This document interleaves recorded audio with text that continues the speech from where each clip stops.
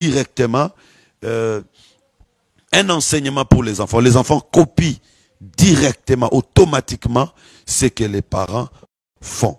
Donc, je souhaite vraiment à travers cet enseignement que tous les enfants que nous aurons nous rendent effectivement heureux. Alors, cet enfant qui rend Léa heureux est une image. Pourquoi nous disons que cet enfant est une image? Parce que Léa elle-même est également une image. Léa est l'image d'un peuple. Vous savez que Léa et Rachel sont des images qui représentent deux peuples. Donc, puisque Léa, c'est un peuple, cet enfant est également l'image de celui qui rendra tout un peuple heureux. Donc, ici, nous sommes en présence d'un enfant qui peut rendre tout un peuple heureux. Il s'agit du Seigneur Jésus-Christ qui est capable de rendre tout un peuple heureux. Souvenez-vous de l'Égypte, quand le peuple est sorti de l'Égypte, par la mort de l'agneau, ils ont chanté. Tout le peuple était heureux parce que quelqu'un les avait délivrés. Et celui qui avait délivré le peuple, nous savons par la révélation que c'était le véritable agneau qui est le Seigneur Jésus-Christ. Donc un seul agneau, malgré là-bas, on a pris plusieurs agneaux, chacun par rapport à chaque famille, mais tous ces agneaux ne représentaient qu'un seul, qui est le Seigneur Jésus-Christ, qui avait le pouvoir de libérer les peuples. Voilà pourquoi ils étaient au nombre de 600 000, sans compter les femmes et les enfants. Ils ont tous chanté, ils ont tous été contents. Qui les a rendus heureux? Un seul. Donc nous avons affaire à une seule personne qui est capable de rendre tout un peuple heureux. Et nous disons qu'aujourd'hui l'Église ne peut pas être heureuse parce qu'il y a plusieurs, mais l'Église est heureuse parce que nous avons un seul qui nous rend heureux. La même chose, nous la retrouvons dans l'histoire, dans les récits de David, quand David frappe Goliath. C'est tout Israël qui était heureux. Il y avait une seule personne qui a rendu heureux tout un peuple. Donc nous disons qu'aujourd'hui, nous n'avons pas besoin de plusieurs prophètes. Nous n'avons pas besoin de plusieurs messieurs pour être heureux. Un seul est capable de nous rendre heureux, c'est le Seigneur Jésus-Christ. Donc c'est lui le véritable Asser. Quand il vient dans la vie d'une personne, il rend heureux. Le même qui me rend heureux aujourd'hui, il peut rendre l'autre heureux. Il peut rendre... Donc dans tous les continents de la terre, le seul qui peut rendre heureux, c'est le Seigneur Jésus-Christ. Voilà pourquoi nous ne croyons pas à la cohabitation des religions. Nous ne croyons pas qu'il faut qu'il y ait plusieurs religions, non, pour que le monde puisse vivre dans l'harmonie. Nous croyons plutôt qu'une seule religion peut rendre heureux tous les hommes, peut rendre heureuse toute l'humanité. Et nous avons le devoir de prêcher ces choses. Je vais, avant d'entrer en profondeur, vous révéler une chose et puis nous allons avancer. Vous savez que par rapport à l'histoire, il y a eu absorption des dieux. Je ne sais pas comment je vais expliquer, mais je donne un exemple. Au Congo, par exemple, Nzambi Ampungu. Nzambi Ampungu. Vous savez que c'était un dieu. Un dieu qui a existé avant même que les missionnaires n'arrivent ici. C'était quel dieu? C'était une divinité ancestrale. Même quand les Louba disent Vidiamukul, c'était une divinité ancestrale. C'était une divinité qui existait, que les ancêtres les Noirs adoraient avant l'arrivée des missionnaires. Mais quand les missionnaires sont arrivés, ils ont prêché Yahweh, le Dieu d'Israël. Les Noirs ont cru. Et maintenant, les Noirs appellent le Dieu d'Israël Adonai Yahweh, Nzambi Ampungu. Aujourd'hui, quand on dit Nzambi Ampungu, on fait appel à qui? On ne fait plus appel à cette divinité ancestrale, mais on fait appel au Dieu d'Israël. C'est-à-dire, le Dieu d'Israël a absorbé Nzambi Ampungu. Il a absorbé Vidiamukul. Aujourd'hui, le Dieu d'Israël a absorbé plusieurs divinités. C'est de cette manière-là que l'histoire renseigne aussi. Les dieux, elle et elle, c'était une divinité ancestrale cananéenne qui existait avant l'arrivée des Hébreux sur cette terre. Les dieux, elles, existaient. Ceux qui auront peut-être la chance de faire l'étude sur les panthéons. Les panthéons, c'est les panoplies de divinités qui existaient dans l'ancien temps. Vous allez trouver également une divinité, elle et elle. Il y avait plusieurs divinités. Mais quand le Dieu d'Israël est arrivé, le Dieu d'Israël a également absorbé les dieux, elle. C'est pourquoi on dit El Shama, El Adonai, El Elion. Elle, c'était une divinité qui existait déjà. Mais quand le Dieu d'Israël vient, de la même manière, nous, quand nous avons cru, nous avons pensé que, donc, nous avions un Pungu qui nous faisait des biens. C'est celui-ci maintenant qu'on nous a amené avec beaucoup d'éclaircissements. Donc, le Dieu là d'Israël a absorbé les dieux de Bakongo. De la même manière, le Dieu des Hébreux a absorbé un Dieu qui existait dans Canaan. Et il y a également des autres dieux qui n'ont pas été absorbés. Certains auteurs disent que Yahweh n'a pas pu absorber ces dieux. Non, mais moi je vais utiliser le langage qui convient. Je vais plutôt dire que Yahweh n'a pas voulu absorber ces dieux. Parce que s'il avait voulu, il aurait absorbé tous les dieux. Les dieux tels que les dieux Baal, les dieux Moloch, les dieux Kenosh. Il y a d'autres divinités qui sont restées à Canaan, qui n'ont pas été absorbées. Mais il y a des dieux, des divinités qui ont été absorbées. Donc je dis que il reste seul, il absorbe toutes les divinités et seul est capable de nous donner la joie alors que le monde est dans le tâtonnement. Lui seul est capable de donner la joie.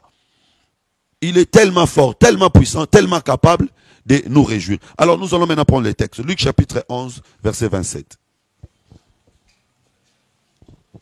Luc chapitre 11, le verset 27. Tandis que Jésus parlait ainsi, une femme éleva la voix du milieu de la foule, lui dit, « Heureux les seins qui t'a porté, heureuse les mamelles qui t'ont allaité. » Jésus était en train de prêcher et il y a une femme qui était éblouie par la prédication de Jésus. Elle cria. Au lieu de dire tout simplement Amen à la prédication. Mais cette femme cria. Heureux les seins qui t'a porté. Heureuses les mamelles qui t'ont. Donc ça c'est une manière particulière de dire Amen. C'est-à-dire c'est pourquoi dans l'auditoire de la prédication, il ne faut pas regarder l'autre. Parce que chacun exprime sa joie de plusieurs manières. Il y a quelqu'un qui peut s'élever, soulever des chaises parce qu'il est content. Quelqu'un peut dire Amen. Chacun peut s'exprimer de plusieurs manières. Et ici, cette femme dit, heureuse les mamelles qui t'ont allaité, heureux le sein qui t'a porté. Ah, ici, nous comprenons que celui qui avait porté ses fils doit devenir heureux. Vous comprenez ici que cette femme est en train de nous révéler qu'en réalité, Hazer, véritable Hazer, c'est le Seigneur Jésus-Christ. C'est lui qui est capable de rendre heureux ou heureuse la femme qui l'a portée. Alors, mais la femme parle des mamelles, parle également du sein. C'est pour dire seulement que celui qui a conçu, celui qui a gardé l'enfant, doit être heureux. Et ce matin, je dis que nous, Église, nous devons également concevoir l'enfant, nous devons également garder l'enfant. C'est alors que nous serons heureux. Si nous voulons bénéficier de la joie que le Fils donne, première chose, nous devons concevoir l'enfant. Deuxième chose, nous devons garder l'enfant. C'est pourquoi Paul dit dans Galates, il dit, mes enfants, pour qui j'éprouve les douleurs d'enfantement, jusqu'à ce que Christ soit formé en vous. Donc Christ être formé en nous, c'est ça la conception de l'enfant. Mais ça ne va pas se limiter là. Nous devons garder l'enfant. Allaiter l'enfant, c'est garder l'enfant, prendre soin de l'enfant. Et cet enfant ici, c'est la parole de Dieu que nous avons. Nous devons garder la parole, prendre soin de la parole. La parole doit croître en nous. La parole doit se développer en nous. C'est alors que nous serons un peuple heureux. Donc la joie que le Christ donne, c'est par rapport à l'enfant que nous avons conçu en nous et à l'enfant que nous gardons en nous. Voilà pourquoi vous allez remarquer que quand Marie écoute la parole de l'ange, Marie devient grosse. Aujourd'hui, l'ange, c'est le ministère de la parole qui nous parle. Quand nous écoutons, nous avons l'enfant en nous. Mais nous serons heureux si nous allons garder l'enfant, si nous allons prendre soin de l'enfant, si l'enfant va se développer en nous. En ce moment-là, nous serons un peuple heureux. Alors, je vais avancer parce que ici, on dit heureux les seins qui portent. C'est qu'il y a la notion de la grossesse. Heureux les mamelles qui allaitent. Vous ne pouvez pas allaiter au même moment que vous avez la grossesse. Non. Il y a un temps où vous devez avoir la grossesse. C'est quand vous accouchez que vous allez commencer à allaiter. Je pense que c'est ça. Alors, c'est-à-dire que on doit avoir l'enfant, garder l'enfant, et l'enfant doit se développer. La parole en nous doit se développer. La connaissance en nous doit se développer. C'était à un certain niveau, la connaissance avait un certain niveau. Au fur et à mesure que nous évoluons, la connaissance doit se développer. Voilà pourquoi vous allez remarquer que le fœtus qui est dans les ventres n'aura pas le même poids que le bébé qu'on sera en train d'allaiter. C'est-à-dire la connaissance a augmenté. Mais maintenant, je vais changer de dimension pour parler un peu sur le plan prophétique. Prenons Matthieu chapitre 24, verset 19. Matthieu chapitre 24, le verset 19. Malheur aux femmes qui seront enceintes et à celles qui allaiteront en ces jours-là. Priez pour que votre fuite n'arrive pas en hiver, ni un jour de sabbat. Ok. Malheur aux femmes enceintes et celles qui allaiteront en ces jours-là. Ici, c'est Jésus qui prophétise ici les événements du temps de la fin. On n'a pas le temps peut-être de parler en général. Nous allons juste prendre cet élément. Jésus est en train de prophétiser sur les événements du temps de la fin. Arrivé à un certain moment, Jésus dit que malheur aux femmes qui seront enceintes à ce temps-là et à celles qui allaiteront. Je vous ai déjà dit qu'il faut faire la différence entre les femmes enceintes et les femmes qui allaitent. Ce ne sont pas les mêmes personnes. Parce que tu ne peux pas être au même moment enceinte et en train d'allaiter. C'est impossible. Bon, peut-être dans des situations où, je ne sais pas, tu as un petit bébé, tu tombes enceinte encore. Mais on arrête toujours. Donc, ça ne se fait pas. Être au même moment enceinte et en train d'être allaité. Voilà. Maintenant, ici, le Seigneur Jésus dit malheur aux femmes qui seront enceintes et malheur à celles qui seront en train d'allaiter. C'est-à-dire, pour Jésus, d'ailleurs c'est évident parce que la Bible dit chaque chose a son temps. Être enceinte, c'est une bonne chose. Mais si tu tombes enceinte au moment favorable, c'est une bonne chose. Mais si tu tombes enceinte en mauvais temps, là, ça devient une mauvaise chose. Alors, d'abord, j'ai dit que aujourd'hui, l'Église, nous sommes une femme enceinte. Oui, c'est ça, Apocalypse chapitre 12. Il y a une femme enceinte enveloppée du soleil. Aujourd'hui, nous sommes une femme enceinte et notre grossesse ne peut pas nous rendre malheureux aujourd'hui. Notre grossesse nous rend heureux. La grossesse, c'est quoi? C'est la parole que nous avons. C'est la connaissance de la parole que nous avons. C'est une grossesse qui nous rend heureux. Malgré que la grossesse peut nous faire fatiguer, malgré que la grossesse peut nous donner des faiblesses, oui, ça arrive. Mais nous sommes fiers d'être grosses parce que nous avons un époux à côté de nous. C'est pourquoi cette femme d'Apocalypse chapitre 12 avait le soleil qui l'environnait, la lune et les étoiles étaient à côté d'elle. Donc c'était une femme comblée. C'est l'image de l'église. Mais attention, après un moment, la femme devait accoucher. La femme ne pouvait pas continuer à garder la grossesse. C'est-à-dire que la foi que nous avons, l'accouchement c'est quoi? L'accouchement c'est l'enlèvement. Quand nous allons accoucher, c'est ça l'enlèvement. Apocalypse chapitre 12, si vous lisez là-bas, vous verrez. Le Seigneur, la Bible dit que les fils qu'il enfanta furent enlevés. Donc, accoucher ici, c'est l'enlèvement. C'est-à-dire que nous sommes grosses, c'est une bonne chose, mais la grossesse, c'est une bonne chose pendant le temps de la prédication. Si le temps de la prédication finit, la grossesse portera malheur. Ici, il est en train de faire allusion à la Vierge folle. Quand l'église sera enlevée, la Vierge folle restera, mais la Vierge folle restera avec la grossesse, c'est-à-dire avec la foi, parce que la Vierge folle n'abandonnera pas la foi. Donc cette foi fera que la Vierge folle puisse souffrir. Pourquoi? Parce qu'elle ne pourra pas adorer la bête, mais elle ne sera pas non plus tranquille. Donc quand Jésus parle dans Matthieu chapitre 24, malheur aux femmes enceintes, en réalité les femmes enceintes ici, c'est celles qui auront la foi pendant les temps de la grande tribulation.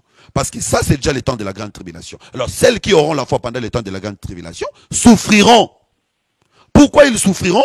Parce que la protection, la sécurité que Dieu donne aujourd'hui ne sera plus là. C'est pourquoi si nous allons dans l'image de la femme d'Apocalypse 12, nous voyons que le soleil protégeait la femme. Mais quand l'enfant est né, le soleil n'était plus là pour protéger la femme. La Bible dit que la femme devait fuir. Donc vous comprenez qu'ici, cette femme n'est plus sécurisée, cette femme n'est plus protégée, elle est devenue malheureuse. Elle doit fuir. Et nous pouvons quand même lire ça. Apocalypse 12. Prenons le verset. Apocalypse 12, verset... Bon, nous commençons à partir du verset 13. Apocalypse chapitre 12, verset le verset 13 à 18. Quand le dragon vit qu'il avait été précipité sur la terre, il poursuivit la femme qui avait enfanté l'enfant mâle. Et les deux ailes du grand aigle firent donner à la femme afin qu'elle s'envolât au désert, vers son lit. Vous comprenez déjà ici que quand l'enfant est né, le soleil se retire. C'est la naissance de l'enfant, c'est l'enlèvement. Quand l'église sera enlevée, la protection sur l'église sera également retirée. Donc tout membre de l'église qui restera sur la terre ne sera plus protégé, donc souffrira. C'est comme ça que les enfants de Dieu, nous devons savoir, nous devons connaître ces choses, parce que l'enlèvement, c'est les moyens par lesquels Dieu permettra que nous ayons la sécurité. Ceux qui resteront sur la terre vivront la souffrance parce que la couverture du soleil qui nous protège aujourd'hui ne sera plus là. C'est-à-dire qu'aujourd'hui, nous devons avoir l'assurance. Peu importe les difficultés, peu importe les problèmes, nous ne serons jamais atteints.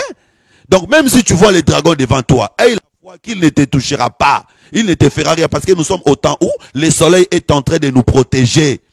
Même si vous voyez des maladies monter, même si vous voyez des sorciers permanents dans des familles, dans des contrées dans lesquelles nous vivons, ayons la foi que toutes ces choses ne nous feront rien parce que nous sommes au temps où l'église est couverte par le soleil, la sécurité du soleil est là. Mais le jour de l'enlèvement, cette couverture sera retirée. Voilà pourquoi ceux qui resteront avec la foi sur la terre souffriront. Et ici, on montre que la femme était obligée de fuir. Allons-y, continuons. Afin qu'elle s'envolât au désert vers son lieu où elle est nourrie un temps, 2 temps et la moitié d'un temps, loin de la face du serpent. Maintenant, il faut suivre bien parce qu'il y a une nuance ici. Cette femme qui descend, qui fuit, n'est plus l'image de l'église. Cette femme qui descend, qui fuit, est l'image d'Israël. Mais attention, il y a également une partie de l'église qui est restée, la Vierge folle est restée. Mais où se trouve la Vierge folle ici? Nous allons voir dans Apocalypse 12. Dans Apocalypse 12, nous avons en réalité 3 sortes de femmes. Première femme, église qui sera enlevée. Deuxième femme, Israël qui va fuir dans les déserts, à qui on donne 2 ailes de l'aigle. Ça, c'est les 144 000. Parce que les 2 ailes de l'aigle, on ne donnera pas à tout Israël. On ne donnera qu'à ceux qui croiront. Parce que les 2 ailes ici, c'est les messages des 2 oins. Seulement ceux qui croiront à ces messages, c'est eux qui seront nourris. Être nourri, c'est croire au message. Donc les deux ailes de l'aigle, c'est le message des besoins qui seront donnés aux 144 000 qui leur permettront d'être nourris et d'échapper à la puissance de la bête. Continuons. Et de sa bouche, le serpent lança de l'eau comme un fleuve derrière la femme, afin de l'entraîner par le fleuve. Et la terre secourit la femme, et la terre ouvrit sa bouche et engloutit le fleuve que le dragon avait lancé de sa bouche. Ici, la présence de la terre, c'est ça l'image de l'œuvre du ministère qui empêche que les faux enseignements n'atteignent pas le peuple. La présence des deux yeux empêchera que la puissance du dragon, les enseignements du faux prophète n'atteignent pas le peuple d'Israël.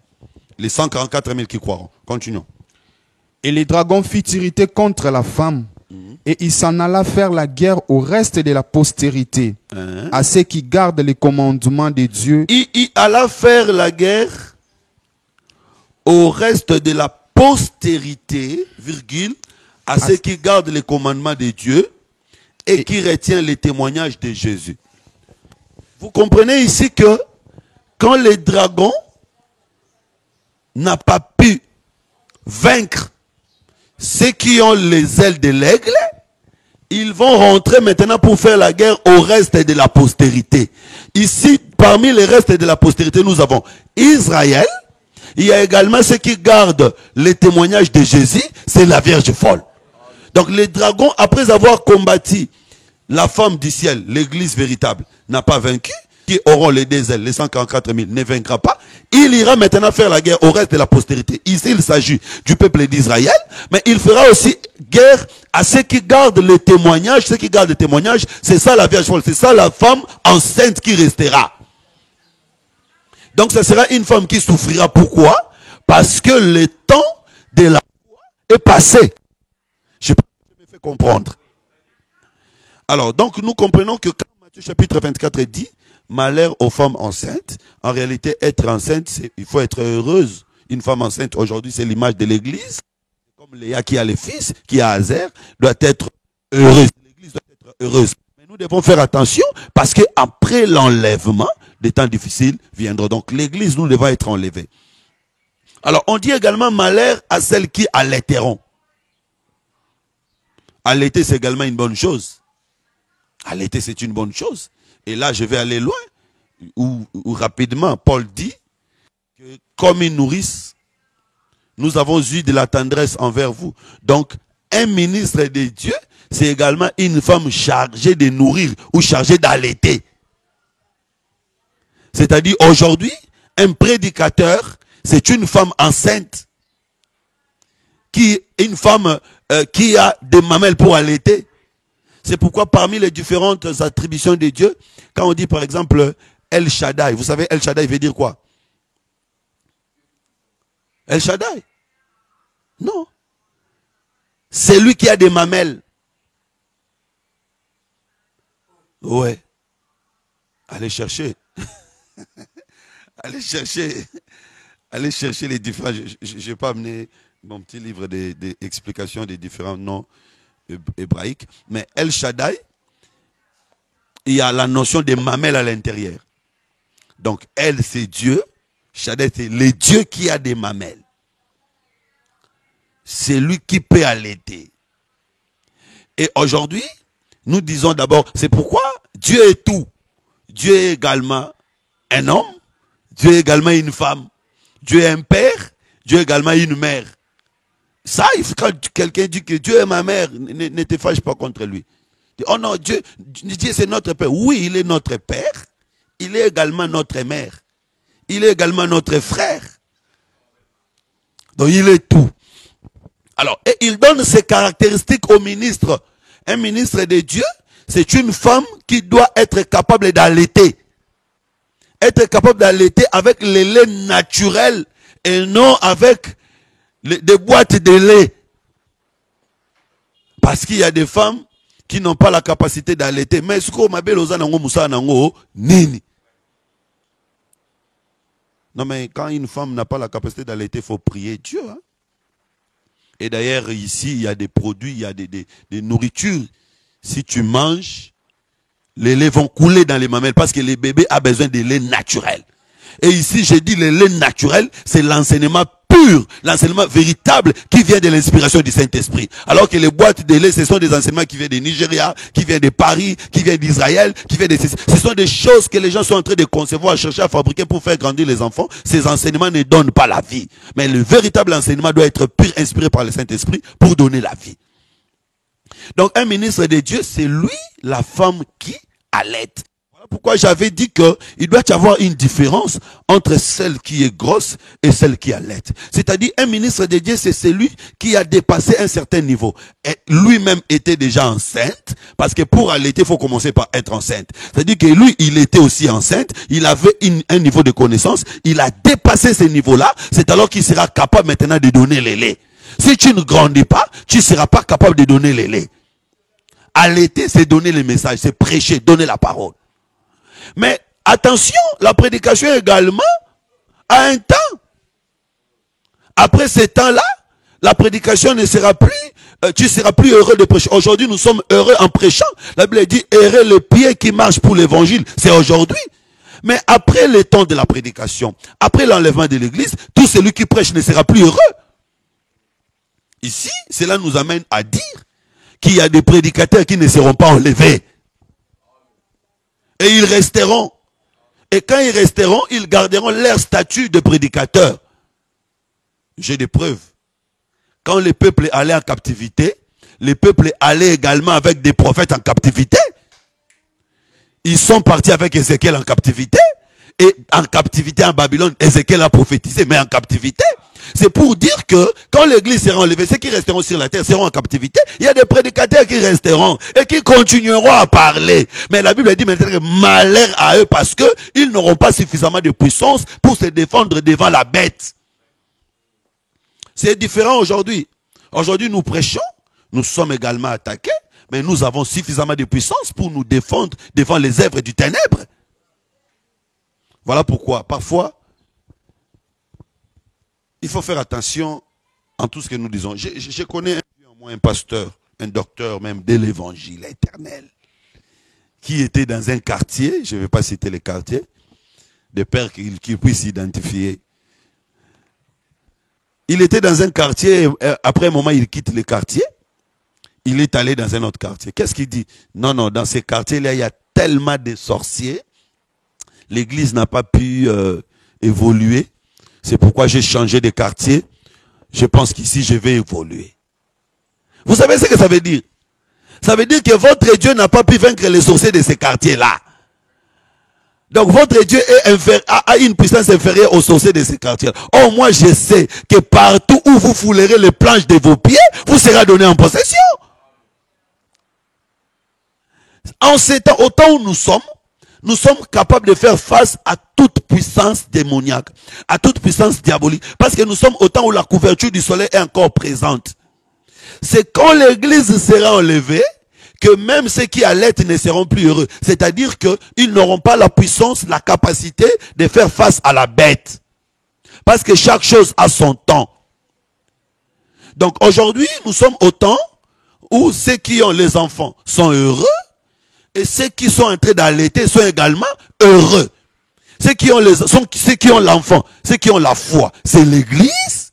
Ceux qui allaitent, c'est les ministres. Nous sommes au temps où nous devons tous être heureux. La présence du Fils doit nous donner la joie. Terminer Matthieu 24 pour revenir dans l'histoire d'Azer. On dit également, priez pour que votre fuite ne soit pas les jours des sabbats, ni pendant l'hiver. Ça, c'est quand même intéressant. Qu'est-ce que ça veut dire, les jours du sabbat? Et qu'est-ce que ça veut dire l'hiver, pendant l'hiver? Bon, je vais parler en résumé. Vous savez que les jours du sabbat, c'est les jours où Dieu se repose. Ah ouais? 7e jour, Dieu se reposa. Donc, si Dieu est en train de se reposer, c'est-à-dire Dieu n'agit pas. C'est-à-dire Dieu n'agit pas. C'est ça aussi, demi-heure de silence. C'est les 3 ans et demi où la bête sera en train de régner. Dieu n'agira pas. Il va vraiment rester sans agir. Il sera au repos. Parce que la Bible dit, si un soldat épouse une femme, il prendra une année sans aller en guerre. Donc vous comprenez déjà que l'enlèvement de l'église, c'est la présentation de l'épouse à son mari. L'épouse et le mari entreront dans une chambre pour se reposer. Il n'ira plus en guerre. Donc pendant tout ce temps-là, il ne défendra pas le monde. C'est ça en quelque sorte le sabbat. Ici le sabbat, c'est le sabbat par rapport à Dieu. Dieu qui entre dans les repos. C'est pourquoi les serpents ne pouvaient séduire Adam que pendant que Dieu était dans les repos. Parce que le 6e jour, il y a un soir, il y a un matin, tout était très bon. Dieu créa l'homme le 6e jour. Et le 6e jour avait vraiment fini. La Bible dit que Dieu vit que cela était très bon. Donc l'homme n'était pas tombé le 6e jour. L'homme est... Ah voilà, ça mérite une offrande. L'homme est tombé le jour qui a suivi. Mais maintenant, quand nous disons par exemple que Adam n'a pas totalisé un jour, Adam, ça c'est par rapport à la prophétie. Ce n'est pas d'une manière littéraire. Il faut quand même nous comprendre. Mais maintenant, mes frères et sœurs, l'homme tombe le 7e jour. Parce que quand Dieu arrive dans son repos, 7e jour, Dieu se reposa. Bon, on dit, il y a un soir, il y a un matin, c'est fini le 7e jour. Ok. Mais le jour qui a suivi, c'était le 40e jour. C'était toujours la continuité du 7e jour. Parce qu'on n'a pas dit que Dieu a commencé un nouveau jour. Non.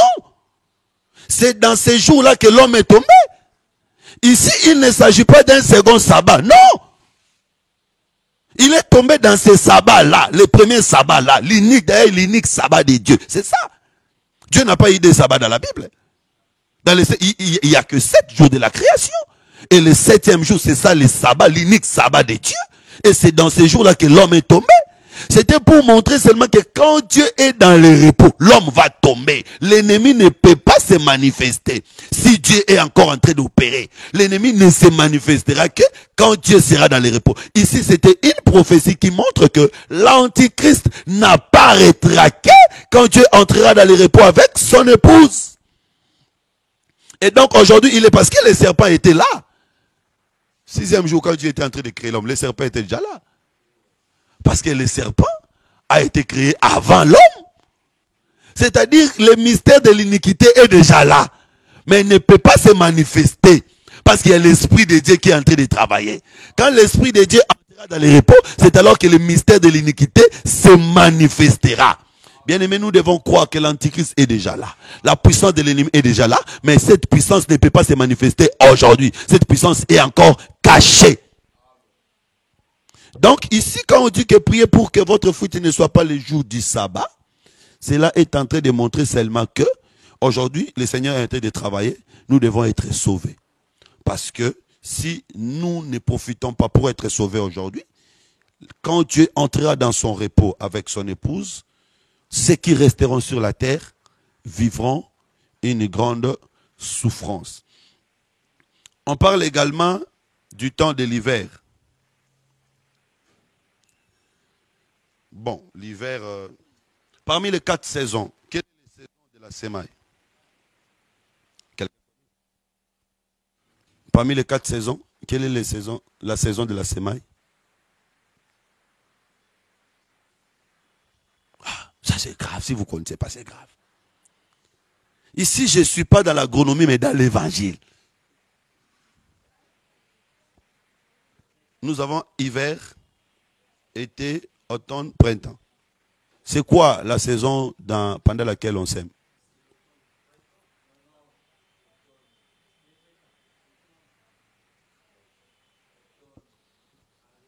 Est-ce que vous pouvez ça verser? Vous pouvez donner des versets.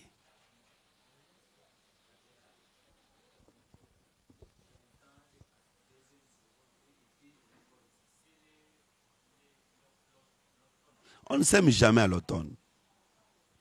Allons-y dans Proverbe chapitre 6. Allons dans Proverbe chapitre 6. Il faut donner des versets.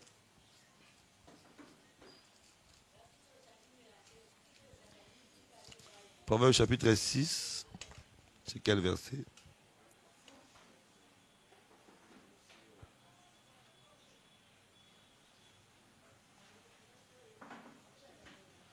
Euh, 8. Elle prépare en été sa nourriture à la masse pendant la moisson. oui. Bon, tu lis d'abord le verset 8 et puis on va prendre un autre texte. Un lit, tu peux lire. Proverbe chapitre 6, le verset 6 à 8. Va vers la fourmi paresseux, considère ses voies et deviens sage. Elle n'a ni chef, ni inspecteur, ni maître. Elle prépare en été sa nourriture. Elle amasse pendant la moisson de quoi manger. Été, ici, selon la parole, c'est le temps de la moisson. C'est le temps de garder, d'amasser.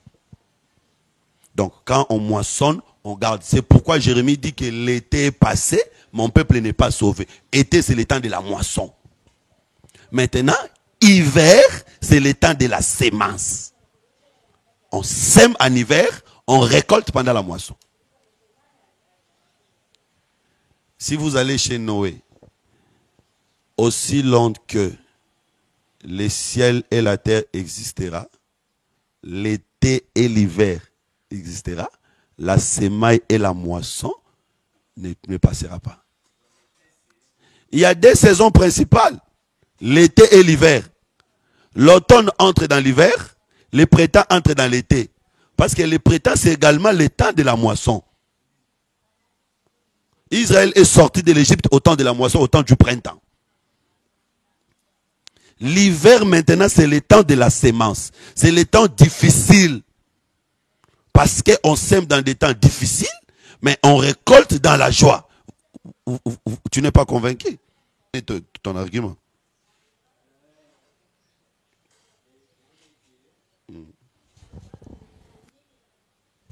Merci, il y a 4 saisons, mais il y a des saisons principales où les autres sont expliquées dans les 2 saisons. Oui.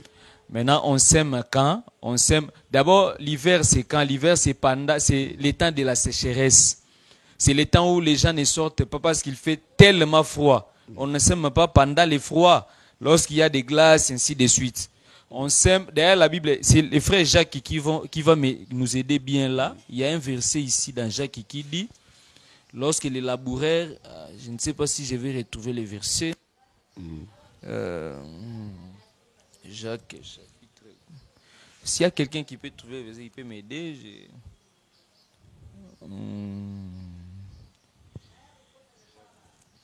Jacques, je cherche, j'ai oublié le verset, mais j'ai l'idée. Il dit que les laboureurs attendent les pluies de l'arrière et de la saison, ainsi de suite. Bon, on va aller un peu rapidement. Nous avons 4 saisons. Ouais. Des saisons principales. Ouais. L'été se rattache au printemps. L'hiver se rattache à l'automne. Donc toi, tu avais dit que la semence, c'est à quelle saison? Là, on sème à l'automne. Parce que c'est rattaché à l'hiver. Tu comprends? C'est-à-dire quoi? Il y a des grandes pluies. Les frères Jacques expliquent ça par rapport à des grandes pluies. Il y a, on sait, avant de semer, on attend la première pluie. Sème. Pour récolter à l'été, il faut aussi attendre la deuxième pluie, la pluie de la saison qu'on appelle, qui est la pluie du printemps. Après cette pluie, c'est à l'été qu'on va moissonner. Maintenant, c'est la pluie là qui va pousser. La pluie du printemps sert à faire germer. Voilà. Maintenant, la première pluie, c'est pour s'aimer. C'est la pluie de quel temps? La pluie de l'automne. L'hiver, il n'y a pas la pluie. La pluie de l'automne a à quel objectif? Pour tuer la sémence. En quelque sorte. La pluie de l'automne tue la sémence. La pluie du printemps fait sortir la sémence. Alors, moi je suis maintenant dans la logique, je comprends ta logique, je comprends ta raison. Je suis maintenant dans la logique de Noé. Allons chez Noé. Oui. Genèse chapitre 6. Non, c'est pas 6, hein. 8, verset 22. Genèse chapitre 22. Suivez bien pour que vous puissiez comprendre. Genèse chapitre 8, le verset 22. Oui. Tant que la terre subsistera, les semailles et la moisson, le froid et la chaleur, l'été et l'hiver, le jour et la nuit ne cesseront point. Est-ce que vous avez suivi la logique? Vous avez suivi la logique? Parce que ce que moi j'ai dit poser. Répète ça. Tant que la terre subsistera, les semailles et la moisson, le semailles, moisson, froid, chaleur. C'est-à-dire, il y a un temps où on va s'aimer, il y a un temps où on va récolter. Pendant lequel on va s'aimer, il y a un climat pendant lequel on va récolter. Tu continues? Le froid et la chaleur, l'été et l'hiver. Été et hiver. C'est-à-dire, quand on parle de la sémence, on correspond les semailles à une saison. Et quand on parle également de la moisson, on correspond la moisson à une autre saison. Et ici, par rapport à Genèse chapitre 8, le sémaille correspond à la saison de l'été, à la saison de l'hiver, et récolte correspond à la saison de l'été. Sémaille correspond au froid, récolte correspond à la chaleur. Je crois que vous avez compris. Tu n'as pas compris? Oui. Maintenant, l'automne entre dans l'hiver. Entre dans l'été. Et donc, vous voyez que l'année est divisée en deux grandes parties. En réalité, l'année... Mais ici, l'année est divisée maintenant en deux grandes parties. Il dit que le temps de l'hiver, donc la grande saison, ici, hiver comprend également automne à l'intérieur, c'est le temps de la sémaille, et l'été, c'est le temps de la moisson. Sémaille, c'est également le temps de prêcher. Été, c'est le temps de récolter les fruits. Donc, quand on dit que votre fruit ne soit pas à l'hiver, pas au temps de la semaine, et Cantique de Cantique va nous aider. Cantique de Cantique, chapitre 2, verset 11. Alors, je pense que nos bien-aimés qui nous suivent à partir des pays où il y a 4 saisons, bien comprendre ces choses, parce qu'ici, nous avons que 2 saisons. Quoi? Difficile pour Kotalo là. Bon, entre guillemets, je suis en train de dire que il faut parfois palper du doigt ce que la Bible dit. La Bible n'a pas été écrite dans le contexte des 2 saisons. D'ailleurs, ici, nous n'avons même pas 2 saisons, une seule saison. Ici, nous n'avons qu'une seule saison. Bon, il y en a 2, hein? Ah, papa. Selon la science, il y en a 2. Quelle saison vous avez ici? Si tu vas à l'Équateur, tu comprendras qu'il n'y a qu'une seule saison ici. Donc, hiver, c'est mars, novembre jusqu'au mois de mars. Printemps, c'est avril jusqu'au mois de mai.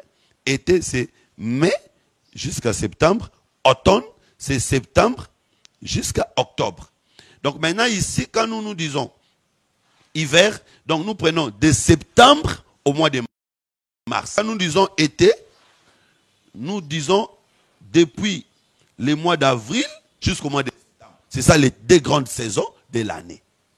Alors maintenant, Cantique des Cantiques, chapitre 2, verset 11. Cantique des Cantiques, chapitre 2, le verset 11.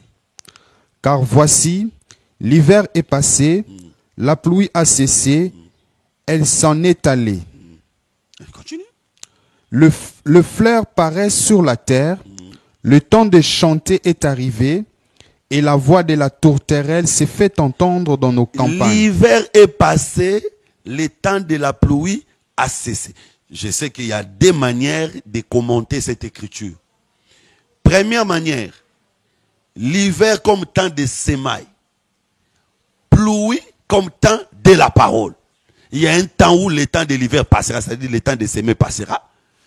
Temps de la parole passera. C'est alors que l'homme appellera la femme.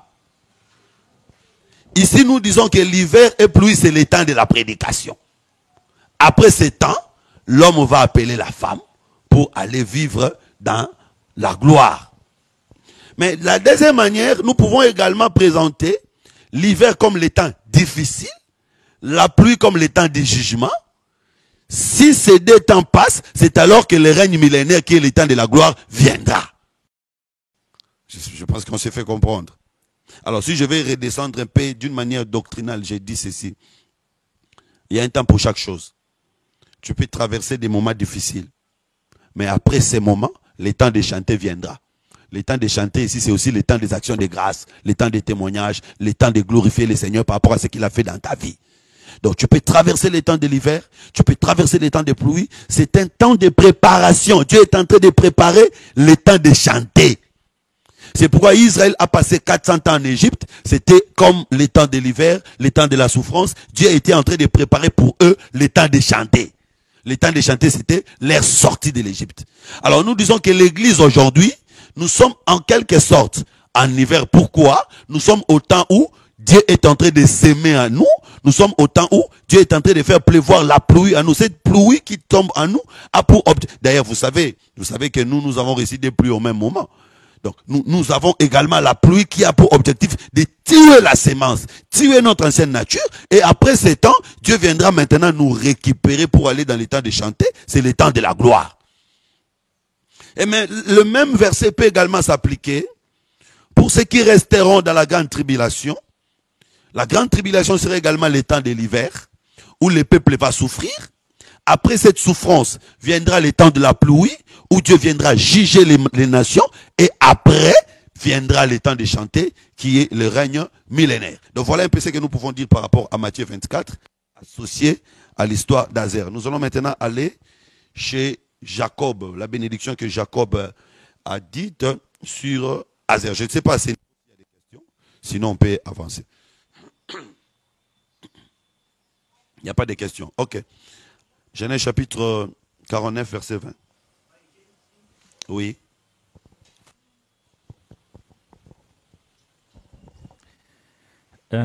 Je voulais seulement poser cette question. C'est par rapport à l'Apocalypse chapitre 12, où vous avez dit que la femme qui était enceinte, c'est l'Église, et les deux ailes sont les deux joints. Alors vous avez dit que les dragons n'a pas pu tuer les deux joints. Mais par rapport à l'Apocalypse chapitre 11... Je n'ai pas dit qu'il n'a pas pu tuer. Il n'a pas pu vaincre. Ok. N'a pas pu vaincre les deux joints. Alors par rapport à l'Apocalypse chapitre 11, verset 7, il est écrit que quand ils auront achevé leur témoignage, la bête qui monte de l'abîme les tuera et les vaincra. Alors qu'est-ce que ça veut dire? Ici, les premières sauts et de les vaincre. Ok. On peut même aller également dans Apocalypse 13. Attends, ajoutez aussi Apocalypse 13.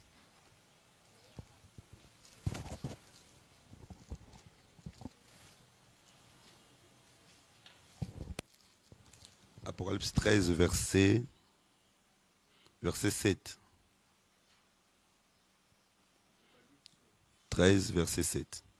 Apocalypse chapitre 13, le verset 7. Et il lui fit donner de faire la guerre aux saints et de les vaincre. Et il lui fit donner autorité sur toute tribu, tout peuple, toute langue et toute nation. Il y a une nuance. La victoire de la bête sur les saints, cette victoire, il faut la comprendre par rapport au temps. Mais ce n'est pas par rapport à la foi. En réalité, si nous voulons parler en termes de la foi, la bête n'a pas vaincu. Parce que l'objectif de la bête, c'est que ces gens puissent l'adorer. Alors, puisque ces gens ne l'ont pas adoré, c'est que la bête ne les a pas vaincus. Vous voyez? Maintenant, quand on dit qu'il va les vaincre, c'est par rapport à la chair. C'est-à-dire qu'il va tuer la chair. Cette victoire, c'est vraiment par rapport à la chair. Puisque c'est son temps. C'est pourquoi on utilise le terme vaincre. Parce que c'est son temps. Mais évidemment, je sais que c'est difficile à comprendre. Oui. Mais cette victoire, ce n'est pas par rapport à l'esprit. C'est par rapport à la chair. puisque c'est le temps de la bête, si la bête te tue, on dit que la bête t'a vaincu. Mais en réalité, c'est que la bête cherchait, il n'a pas reçu. La bête cherchait que tous ces gens l'adorent, ces gens ne l'ont pas adoré. Donc ces gens, la bête n'a pas vaincu ces gens. C'est comme si nous allons chez les 3 Hébreux. Les 3 Hébreux qu'on attrape pour jeter dans la fourneuse. Qu'est-ce qu'ils disent? Roi, nous n'allons pas t'adorer. Parce que nous avons un Dieu qui va nous délivrer dans le feu. Et même si notre Dieu ne nous délivre pas, nous n'allons pas t'adorer. C'est-à-dire que le roi les a vaincus parce que les rois les a pris, les a jetés dans la fournaise. Mais le roi n'a pas vaincu. Pourquoi? Parce que le roi, son objectif est que les gens puissent l'adorer. Puisqu'ils ont refusé, le roi n'a pas vaincu. C'est pourquoi ici, j'aimerais pousser le raisonnement plus loin. Vous savez, parfois, quand on entre dans des bus, et même certains modérateurs ici, bien aimé, rends grâce à Dieu parce qu'il t'a accordé la grâce. Tu es en vie. Combien sont dans des morgues? Combien sont morts? C'est comme si mourir, c'est manquer la grâce de Dieu. Rester en vie, c'est ça manquer c'est ça avoir la grâce de Dieu. C'est tous les jours que les modérateurs. Tu es en vie. Combien sont dans des morgues en ce moment? Il y a des gens qui sont morts, qui sont plus heureux que toi qui restes en vie.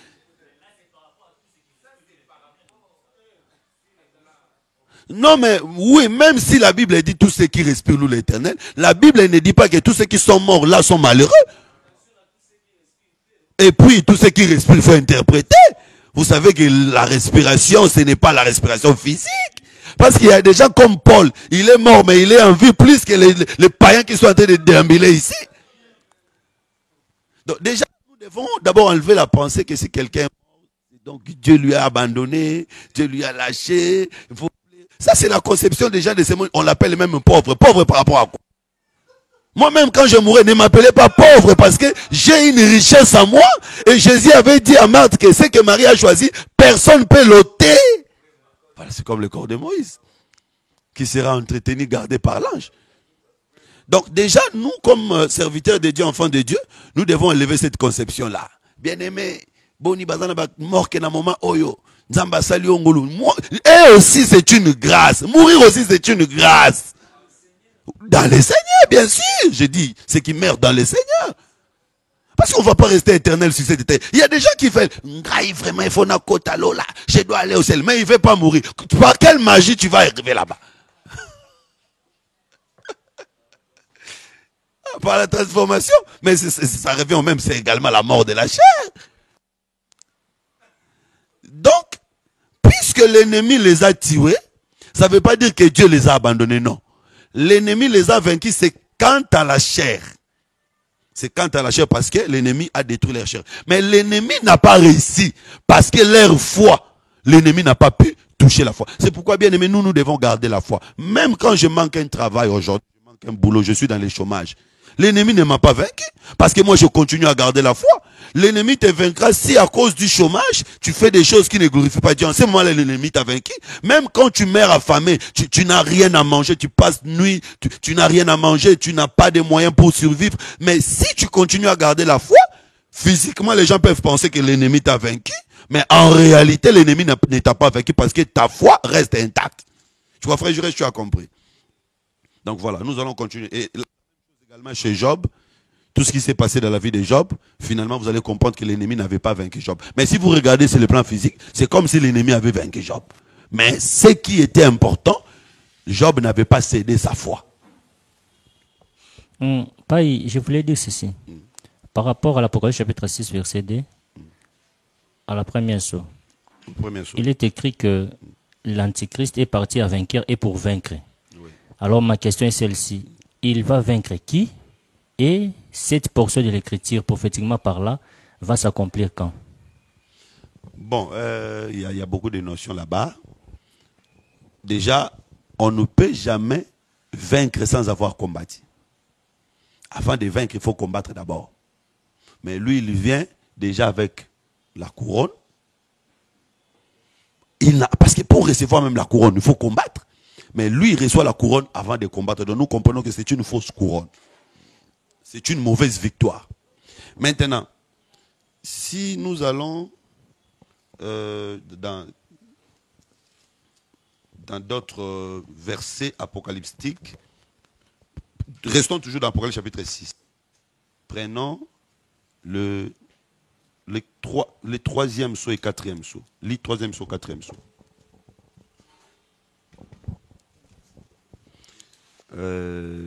Tu lis 3, verset 3. Apocalypse chapitre 6, le verset 3. Quand il ouvrit les seconds sceaux, j'attendis les seconds êtres vivants qui disaient « Viens ». Et il sortit un autre cheval roux. Celui qui les montait reçut le pouvoir d'enlever la paix de la terre, afin que les hommes s'égorgeassent les uns les autres, et une épée lui fut donnée. Quand il ouvrit le troisième sceau, j'attendis le troisième être vivant qui disait « Viens ». Je regardai et voici, parut un cheval noir. Celui qui les montait tenait une balance dans sa main. Prends le verset 7 directement. Verset 7. Quand il ouvrit le quatrième sceau, j'attendis la voix du quatrième être vivant qui disait « Viens ». Je regardai et voici parut un cheval d'une couleur pâle. Celui qui les montait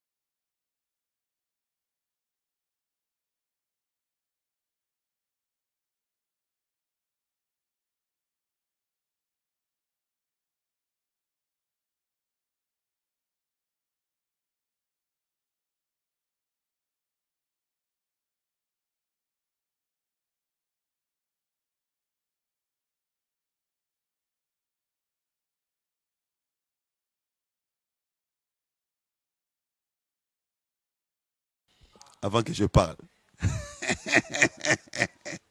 Vous comprenez que quand la bête se manifestera, la bête ne fera pas attention à toute la terre, mais la bête va plus focaliser son attention au un quart. C'est comme aujourd'hui, nous sommes nombreux dans la famille, mais l'ennemi n'attire pas attention sur toute la famille. L'ennemi n'attire attention qu'au un quart. Or, vous savez que le un quart, c'est la bonne terre. Parce que quand Jésus avait jeté la sémence, on avait partagé la terre en 4 parties. Et la bonne terre, la terre idéale, c'était le un quart. Donc c'est pour dire seulement que l'ennemi combattra la bonne terre. Or, la bonne terre, ce sont les saints qui resteront sur la terre. Particulièrement la Vierge folle. Mais si nous élargissons, c'est également Israël. Voilà pourquoi quand l'Antichrist apparaîtra, tous les enjeux se joueront sur Israël. Tout se passera sur Israël. C'est pourquoi vous allez remarquer, quand il fera des solides alliances avec les nations, beaucoup de nations croiront. Mais puisque Israël va refuser avec les deux, lui ne sera pas tranquille. Donc son problème, son enjeu sera Israël. Israël sera en ce moment-là, en quelque sorte, les un quart sur lesquels le pouvoir de l'ennemi va s'appliquer. Et là, on martyrisera les peuples, on tuera les peuples. C'est pourquoi le Seigneur Jésus viendra pour combattre pour les peuples. Et vous savez que c'est à cause de cette défaite que Israël cherchera son Messie, cherchera, c'est parce que osé dit, ils tourneront les regards, ils chercheront. Pourquoi ils chercheront? C'est comme au temps de Jephthé. Pourquoi ils sont allés chercher Jephthé? C'est parce qu'une guerre était venue.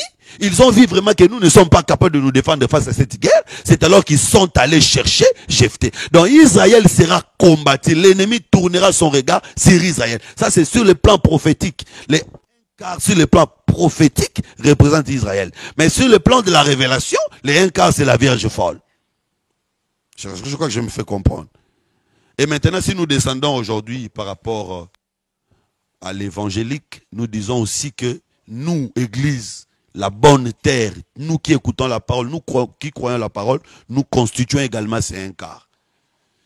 L'attention de l'ennemi, c'est sur nous. Voilà pourquoi vous allez remarquer que tu pries, mais les choses sont difficiles, les choses sont compliquées, ne te plains pas. C'est normal parce que tu formes les un quart sur qui l'ennemi attire beaucoup plus d'attention. Mais puisque nous sommes au temps de la couverture sécuritaire, Dieu nous protège. Mais maintenant, après l'enlèvement de l'église, cette couverture sécuritaire sera ôtée. Donc l'ennemi maltraitera, tuera. Mais malgré qu'il va tuer et va maltraiter, ce qu'il ne va pas gagner à arracher, c'est la foi des saints. Je ne sais pas si tu m'as compris. L'accomplissement comment? Ah, le temps de l'accomplissement. Oui, le temps de l'accomplissement, c'est pendant la deuxième moitié de la semaine. Parce que pendant la première moitié, il ne va pas exercer toute l'autorité. Bon, évidemment, nous avons lu des textes ici. Nous avons lu premier saut et puis quatrième saut. Hein? Premier saut, l'accomplissement du premier saut, c'est à la première partie. La première partie, l'ennemi vient avec la bouche. La bouche, c'est des négociations. Il va chercher à faire des alliances. Donc les alliances, il les fait. Premier saut, il cherche, à première moitié, il cherche à consolider son pouvoir. Et maintenant, deuxième saut, on montre qu'il va utiliser l'épée. Ça, c'est la mort des besoins. Parce que les premières personnes à mourir de cette épée, par rapport à la prophétie johannique, c'est les besoins et les 144 000. C'est alors que la grande tribulation sera déclenchée. Parce que, aussi longtemps que les besoins sont là, la grande tribulation ne sera pas encore déclenchée. C'est à la mort des besoins que la grande tribulation sera déclenchée.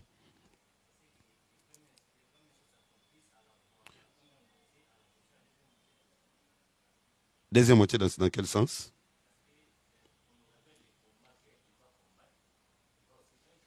Non, mais quand on dit les combats, ce n'est pas seulement physique. Non, tout ce qu'il fera, c'est la conquête. Ce qu'il est en train de faire, c'est la conquête. Les alliances, c'est la conquête. Première moitié, il ne va pas utiliser la violence. Première moitié, il va utiliser la diplomatie. Il va utiliser des négociations. Il va utiliser des causeries. Ça, c'est la première moitié. Et quand on lui donne la couronne, il va régner. Il y a plusieurs nations qui entreront dans son alliance. Plusieurs nations qui l'accepteront comme chef. Mais, puisque les deux seront là, c'est ça la terre qui va avaler l'eau. Parce que quand on dit que les dragons lancent de l'eau, c'est ça la bouche. Il va utiliser la bouche pour lancer des négociations, mais les deux vont empêcher que cette eau atteigne le peuple. C'est-à-dire que ces propositions, il va faire des propositions. Mais le peuple d'Israël ne croira pas à ces propositions. Il va empêcher. Voilà. C'est comme la présence de Mardoché empêchera Aman d'être en paix. Voilà. Donc il va empêcher que les enseignements du dragon ne puissent pas atteindre le peuple d'Israël. C'est pourquoi l'Antichrist comprendra qu'il faut commencer par tuer les désuets pour continuer. Et maintenant, deuxième saut, c'est au milieu de la semaine que ça commence. Donc, les combats dont on parle là, ce n'est pas le combat d'une manière violente, non. Ici, le combat, c'est par rapport aux négociations. Pour dire que pendant que les deux sont en train de prêcher, lui aussi, il est en train de travailler. Parce que les deux ne travailleront que pendant la moitié de la semaine, mais lui travaillera pendant toute la semaine. Donc, il sera présent à la première partie, il sera également présent à la deuxième partie. À la première partie, il sera présent d'une manière diplomatique. Deuxième partie, maintenant, il sera présent en train d'appliquer son autorité.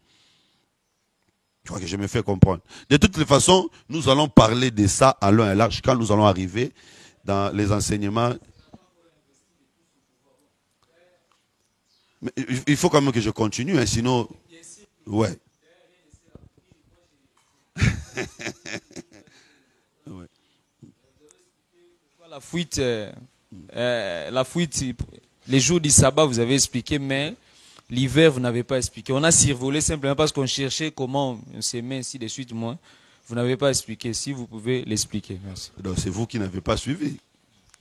J'ai dit que l'hiver, d'abord, je commençais par présenter la grande saison d'hiver. La grande saison d'hiver, c'est automne-hiver. La grande saison d'été, c'est printemps-été. Alors, j'ai dit que dans la grande saison d'hiver, c'est là où on sème. Et j'ai dit que s'aimer, c'est également prêcher. Donc, pour dire que, aujourd'hui, Dieu est en train de s'aimer en nous, Dieu est en train de prêcher. Après ce temps, viendra le temps de la récolte. Le temps de la récolte, c'est le temps où le semeur vient récupérer la sémence. Récupérer la sémence, c'est aussi l'enlèvement. Parce que Matthieu chapitre 13 présente le Fils du royaume comme une sémence. On nous sème. En réalité, la parole que le Seigneur met en nous, c'est ça la sémence. Le jour de l'enlèvement, Dieu ne viendra pas chercher nos corps. Il viendra chercher la parole qu'il a placée en nous. Donc, l'été devient le temps de la moisson. C'est également le temps de l'enlèvement. Voilà pourquoi si vous allez dans Apocalypse chapitre 14, on montre un ange qui vient récupérer des semences. Il dit que le temps de la moisson est arrivé. Donc, la moisson, c'est l'enlèvement. La récupération de la semence, c'est l'enlèvement. C'est que l'hiver, temps de la semence, ici, même ceux qui nous suivent de loin, j'aimerais que vous suivez bien, nous parlons de la grande saison d'hiver, automne-hiver. C'est le temps de la semence, c'est le temps de la parole. Nous sommes au temps où Dieu est en train de placer sa parole en nous. Donc, j'ai parlé de l'hiver comme le temps où on est en train de placer la parole en nous. Maintenant, pendant que le Saint-Esprit nous couvre, nous protège, ça se passe bien. Mais quand l'église sera enlevée, ceux qui seront là en train d'écouter la parole, notamment les 144 000, ils prêcheront dans des conditions difficiles par rapport à nous. Ceux qui resteront après l'enlèvement de l'église, je vous ai dit qu'il y a des prédicateurs qui resteront également, qui continueront également à prêcher. Mais cet exercice ne sera plus facile, ça sera un temps difficile. Donc, quand Jésus dit que votre fruit ne soit pas au temps de l'hiver, il veut seulement dire que la prédication ne continue pas jusqu'à ce temps-là. Nous devons prier pour que la prédication cesse aujourd'hui, que nous soyons sauvés aujourd'hui. Évidemment, il y a plusieurs manières de présenter ces choses, mais ça, c'est l'une des couleurs dans la robe de Joseph. Ok, je crois que nous pouvons avancer. Alors, nous allons aller pour terminer. Genèse 49. Genèse 49, verset 20.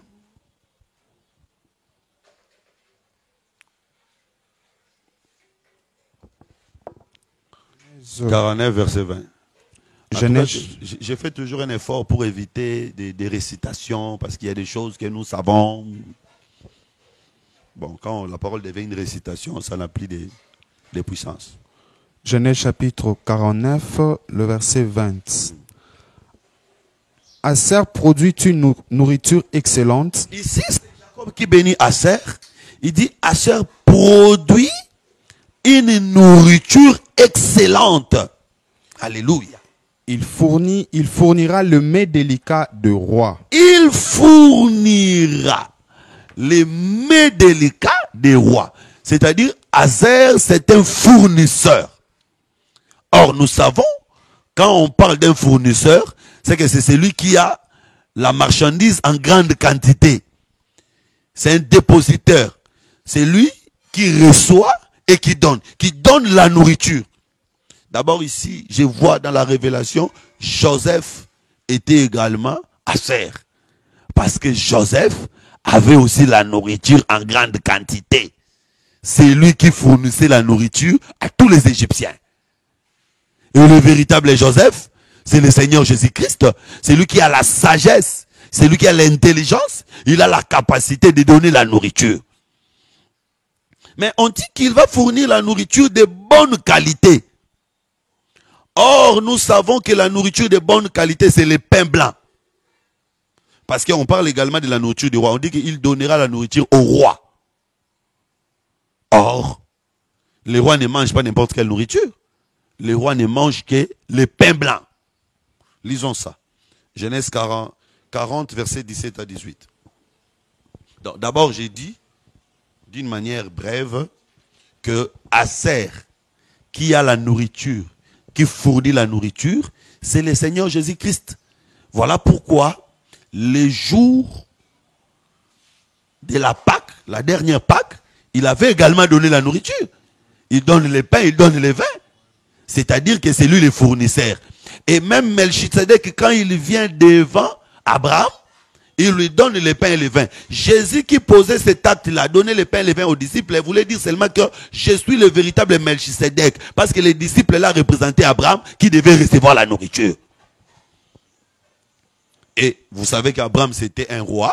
Donc quand Melchisedec donnait la nourriture à Abraham, c'était déjà fournir la nourriture au roi. Et les disciples là étaient aussi des rois parce que nous sommes un royaume des sacrificateurs. Quand Jésus leur donne la nourriture, il donne la nourriture au roi. Et cette nourriture, ce n'est rien d'autre que son corps. Donc, véritable Azer nous a préparé, il ne nous a pas préparé quelque chose d'autre, il nous a préparé son propre corps. Genèse chapitre 40, versets 17 à 18. Genèse 40, versets 17 à 18. Dans la corbeille la plus élevée, il y avait pour Pharaon des mets de toute espèce, cuits au four, et les oiseaux les mangeaient dans la corbeille au-dessus de ma tête. Les oiseaux ont mangé la nourriture préparée pour Pharaon. Hein? Donc la nourriture qui appartient au Pharaon, mais les oiseaux vont manger. Ils vont manger des mets délicats. Ça c'est merveilleux. Continue. Joseph répondit et dit, voici l'explication. Les 3 corbeilles sont 3 jours. Encore 3 jours, et Pharaon enlèvera ta tête dessus de toi, te fera pendre à un bois, et les oiseaux mangeront ta chair. Vous comprenez ici? C'est que la nourriture de Pharaon, c'est la chair du panétier.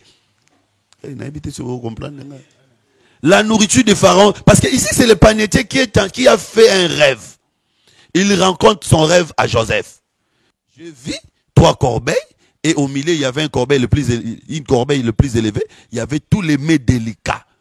Les oiseaux sont venus manger cette nourriture. C'était la nourriture de Pharaon. Joseph lui dit maintenant, les 3 corbeilles sont 3 jours. Dans 3 jours, Pharaon enlèvera la tête d'ici de toi. Ça c'est important, je vais expliquer. Il enlève d'abord la tête du panétier. Il va pendre son corps et les oiseaux viendront manger la chair du panétier. C'est-à-dire par rapport à son rêve, la nourriture de Pharaon c'était la chair du panétier. Véritable panétier, c'est le Seigneur Jésus-Christ. Jésus était la nourriture de Dieu. Parce que lui-même a dit, tu n'as voulu ni sacrifice, ni holocauste, tu m'as formé un corps. Mais nous, aujourd'hui, nous mangeons Jésus. C'est que nous mangeons même nourriture avec Dieu.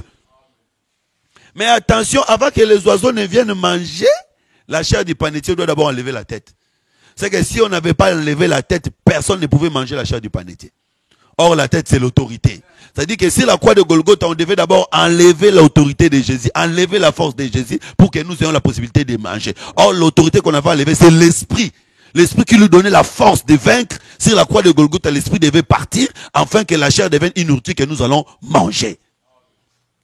Donc, vous comprenez ici que les oiseaux ont eu la possibilité de manger la nourriture des grands.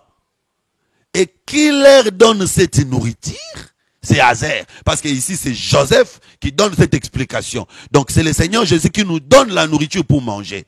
La nourriture que nous mangeons aujourd'hui, c'est la nourriture de Dieu. Voilà pourquoi si Dieu est éternel, nous aussi nous allons devenir éternels parce que nous mangeons la même nourriture que Dieu. Si Dieu guérit, nous aussi nous pouvons guérir parce que nous mangeons la même nourriture que Dieu. Vous savez que Jésus-Christ avait donné le pouvoir aux disciples de guérir. Parce que c'est différent de prier pour un malade et de guérir un malade. C'est différent. Tu peux prier pour un malade, mais tu ne guéris pas les malades. Mais Jésus a dit à ses disciples, allez, chassez les démons, purifiez les lépreux, guérissez les malades. Il n'a pas dit allez prier pour les malades. Non. Donc tu as le pouvoir de dire à un malade, sois guéri, et le malade est guéri. Pourquoi? Ça c'est un pouvoir de Dieu. Mais puisque nous mangeons la même nourriture que Dieu, nous avons également ce pouvoir-là. Dieu a le pouvoir de ressusciter les morts. Nous également, nous avons ce pouvoir parce que nous mangeons la même nourriture que Dieu. Dieu a le pouvoir de pardonner les péchés. Jésus nous donne également le pouvoir de pardonner les péchés. Pourquoi? Parce que nous mangeons la même nourriture que Dieu. Et la même nourriture que Dieu, c'est ça la parole. La parole de Dieu qui est devenue également notre nourriture. Alors, maintenant, il y a ici le problème des oiseaux. Les oiseaux vont manger la chair du panétier. Ici, le panétier, j'ai dit que c'est celui qui donne le pain. Or, quand on parle du pain, on voit la chair. Sur la croix de Golgotha, c'est la chair qui devait mourir. Voilà pourquoi vous allez voir que c'est les panétiers qui mourra, les chansons ne mourra pas. Les chansons donnent le vin, c'est l'esprit. L'esprit ne mourra pas, mais la chair va mourir. C'est pourquoi même aujourd'hui, nous devons savoir aussi que la chair sera détruite, mais l'esprit sera enlevé. Donc, là-dessus, je crois que c'est clair, mais j'aimerais que nous puissions un peu étudier la notion des oiseaux. Oui, voilà, lisons ça. Genèse 1 Samuel chapitre 17, verset 44 à 46. Les oiseaux ici, qui ont mangé la chair du panétier, représentent l'église. Suivez-moi bien parce qu'il y a une nuance que nous allons faire. 1 Samuel 17. Oui. 44, 46. 1 Samuel chapitre 17, le verset 44. Il y a toujours dans toute théorie une différence, une nuance et une convergence. Donc, dans chaque texte, quand on compare des textes, on doit relever ces éléments-là. Soit il y a une différence, soit il y a une nuance, soit il y a une convergence. Je vais vous donner les pourquoi de ces trois termes après. Allons-y d'abord. 1 Samuel 17, le verset 44 à 46. Oui. Il ajouta, viens vers moi et je donnerai ta chair aux oiseaux du ciel et aux bêtes des champs. David dit aux Philistins. Ça c'est les Philistins, c'est Goliath. Suivez ce que Goliath dit. Il dit à David, je vais donner ta chair aux bêtes des champs et aux oiseaux du ciel. Donc la chair de David servira pour deux peuples. Les oiseaux du ciel et les bêtes des champs. Continuons maintenant. David dit aux Philistins, tu marches contre moi avec l'épée, la lance et les javelots. Et moi je marche contre toi au nom de l'Éternel des armées, Dieu de l'armée d'Israël que tu as insulté. Aujourd'hui, l'Éternel te livrera entre mes mains. Je t'abattrai et je te couperai la tête.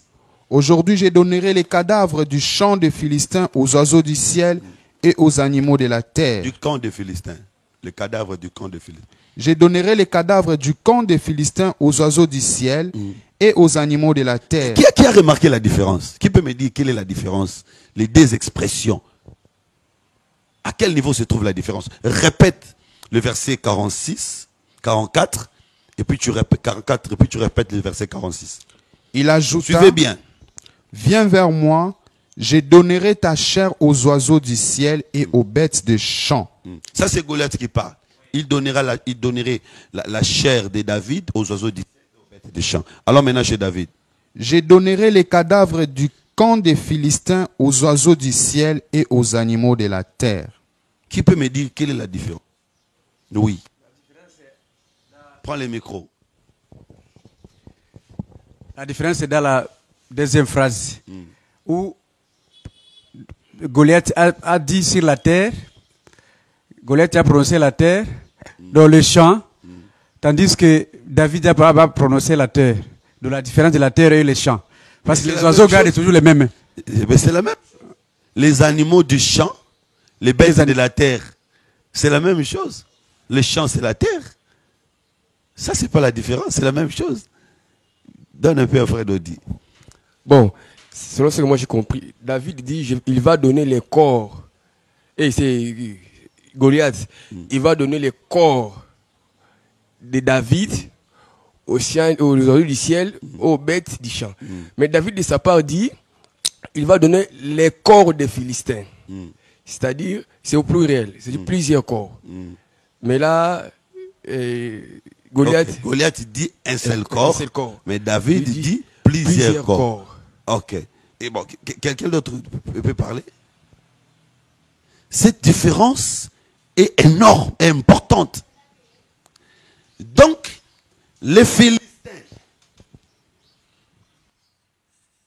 pour les oiseaux du ciel, en Israël, En Israël, on ne va pas manger plusieurs chairs. En Israël, on ne mangera que la chair de David. L'expression de Goliath veut dire que moi, Goliath, je vais tuer seulement David. Je n'ai pas besoin de tous ceux qui sont là-bas en Israël. Non, j'ai seulement besoin de David. Et pour Goliath, les oiseaux du ciel n'ont besoin que de manger la chair de David et les bêtes des champs. Ici, j'ai dit que le véritable David, c'est le Seigneur Jésus-Christ. Les étrangers devaient les tuer pour que nous ayons la nourriture. Goliath représente les Romains qui ont tué Jésus pour que nous ayons la nourriture. Parce que dans la Bible, vous savez, juste penser, c'est poser déjà l'acte. Quand il dit que je vais te tuer, il avait déjà tué. Je vais donner aux animaux, il avait déjà donné. Donc, comment la chair de David, une personne, une même chair peut suffire pour nourrir les animaux, les oiseaux du ciel et les animaux de la terre? C'est que c'est une grande chair.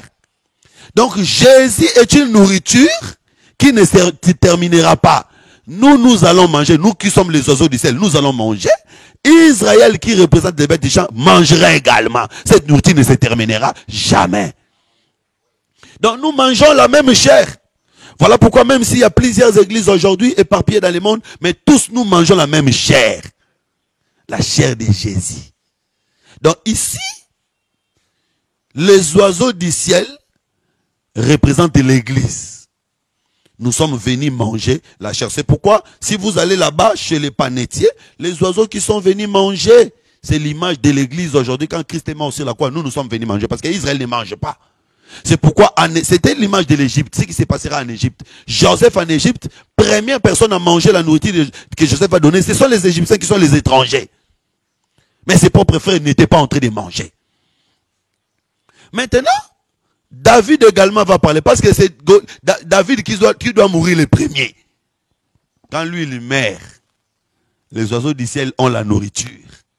Après maintenant, lui aussi, il va tuer Goliath. Donc la mort de Jésus doit intervenir. Après la mort de Jésus, l'ennemi également tombera. Jésus devait d'abord mourir pour que l'ennemi puisse tomber. Donc quand lui il meurt, l'ennemi tombe. C'est pourquoi j'ai dit à tout le monde, bien aimé, puisque Jésus était déjà mort, tu dois croire également que l'ennemi aujourd'hui doit tomber.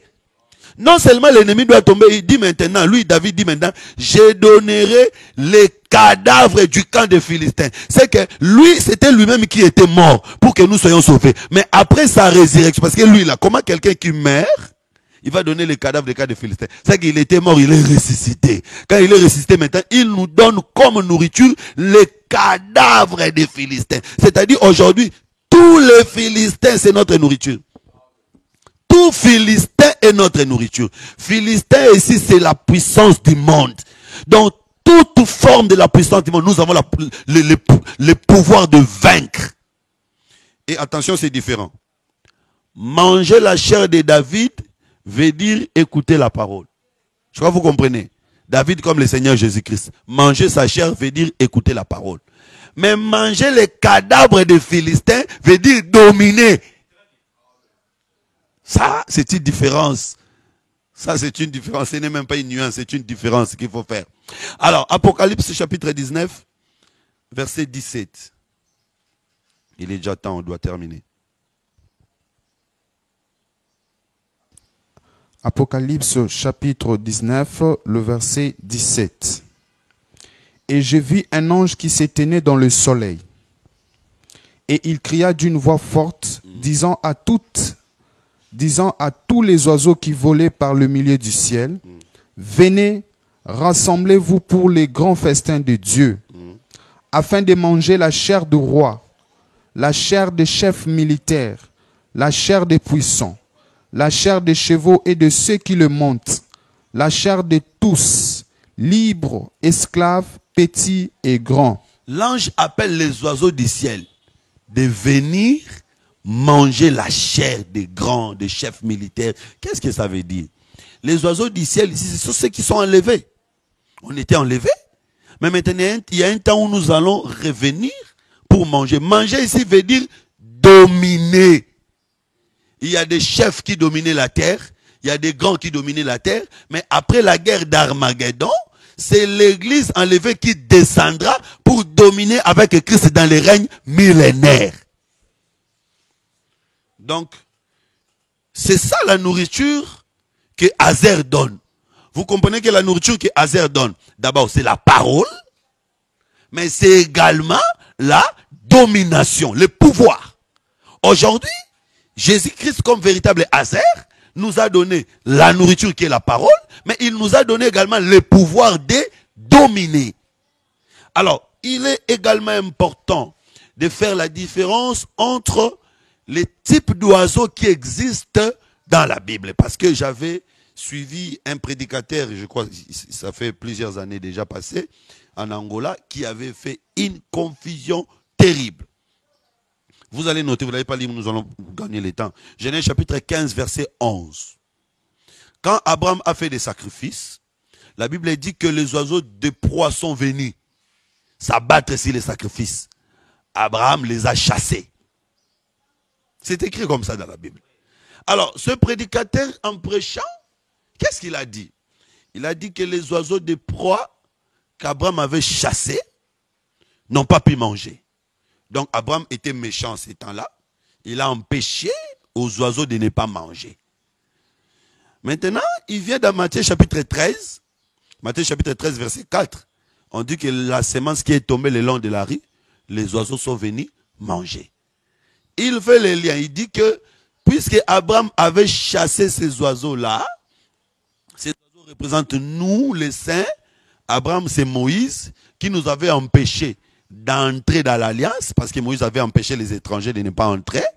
Voilà pourquoi, maintenant, quand Jésus vient, il laisse la nourriture, nous les oiseaux, nous venons manger. Église de Amen. C'est propre. C'est beau même en entendant, mais c'est diabolique.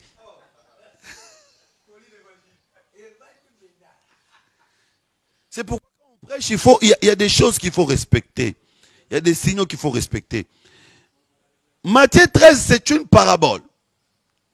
D'abord, parabole.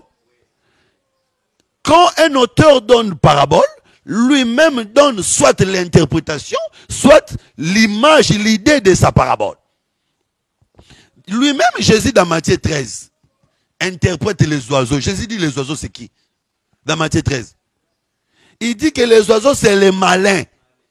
Il dit que quand la semence tombe et qu'elle n'est pas bien assimilée, bien comprise, les malins viennent voler. Maintenant, vous dites que ces oiseaux, c'est nous. Donc, nous sommes les diables. Fausse interprétation. Il faut faire la différence. Et si nous rentrons dans le contexte de Genèse 15, Dieu lui-même, parce que bien aimé, il faut lire la Bible parfois. Avant de parler, il faut lire même 10 fois, 15 fois, même 100 fois. Dieu dit à Abraham, quand Abraham fait les sacrifices, les oiseaux sont venus. Abraham chasse. Dieu dit à Abraham, sache que ta postérité ira en captivité. Pendant 47 ans, au bout de 47e année, moi l'Éternel, je viendrai, je les délivrerai. Mais ce que Dieu dit à Abraham, c'est ce qu'Abraham a vu dans la vision. Parce que les oiseaux du proie, Ézéchiel l'interprète comme le roi des nations. C'est-à-dire les oiseaux là qui sont venus s'abattre sur les cadavres, c'était les rois de l'Égypte.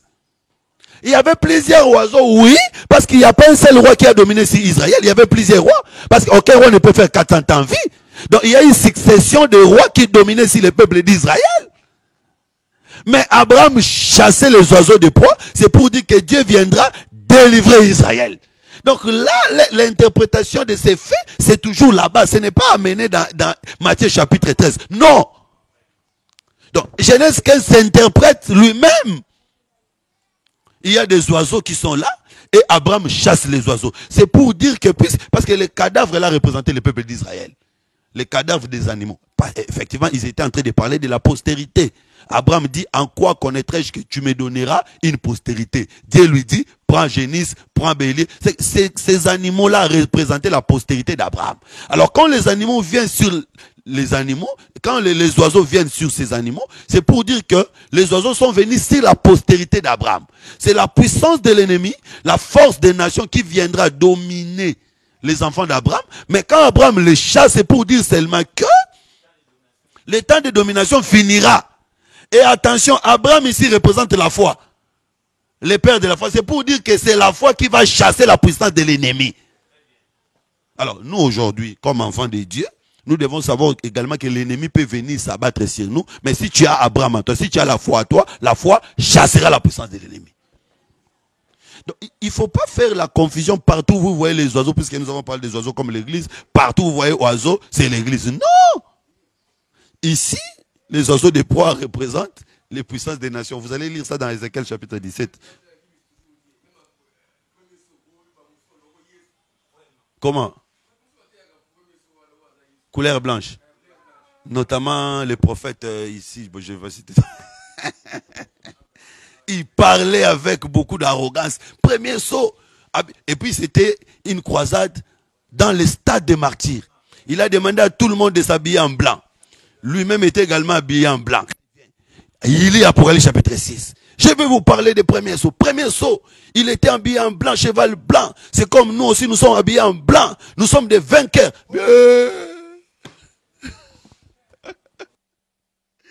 La mauvaise interprétation des Écritures. Donc je suis allé là-bas pour vous montrer que tous les oiseaux ne signifient pas la même chose.